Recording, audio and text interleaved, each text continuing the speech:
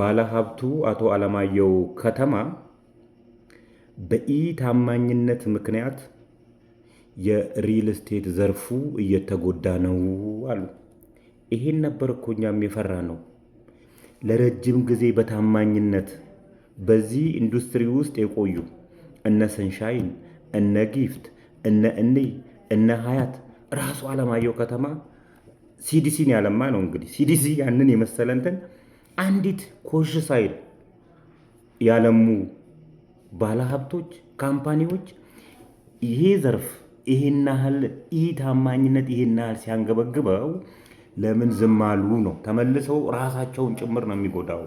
ለረጅም ጊዜ ያካበቱትን ብራንድ በዚህ ደረጃ አሁን መጥተው ፕሮፐርቲ ነን ሰርተን እንሰጣለን ወዲህ በሉ የሚሉትን ሰዎች ለምን ዝም አሉ? ለምን ማህበር መስርተው አልተከላከሉትም? እነሱም ብቻ አይደለም የሚጎዳው፣ በታማኝነት ወደ ኢንዱስትሪው ሊመጡ ያሰቡ ባለሀብቶችን ጭምር አዝንላቸዋለሁ ስል ነበር።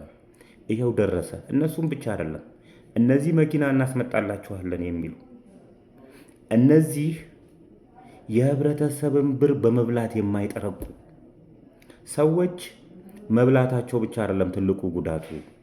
ወደዚህ ኢንዱስትሪ ውስጥ በታማኝነት ለመግባት ያሰበ ባለሀብት ታማኝነቱን ኦልሬዲ አጥቶታል። በቀላሉ ፔኔትሬት አድርጎ የሰውን ልብ ማግኘት አይችልም። የከስተመርን ታማኝነት ማግኘት አይችልም። ቢኮዝ እነዚህ ሰዎች አበላሽተውታል።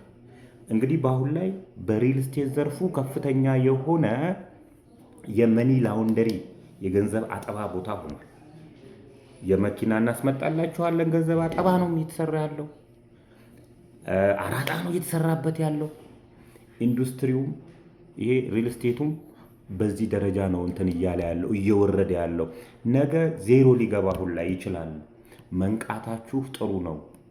በተለይ እዚች ሀገር ላይ የሪል ስቴት ዘርፍን አምጥታችሁ ያለማመዳችሁ እንደነ ሀያት፣ እንደነ ሰንሻይን፣ እንደነ ግፍት ያላችሁ ዝም በቀላሉ ለምን ይህንን እንትን ታጡታላችሁ? ይህን ብራንድ ታጡታላችሁ?